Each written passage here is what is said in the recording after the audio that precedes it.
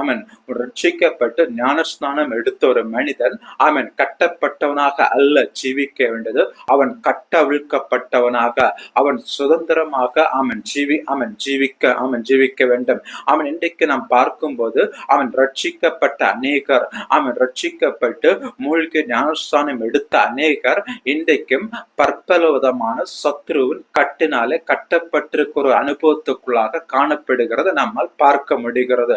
அநேகருடைய வாழ்க்கையில அவர்கள் ரட்சிக்கப்பட்டது உண்மைதான், மூழ்கி ஞானஸ்தானம் எடுத்தது உண்மைதான்.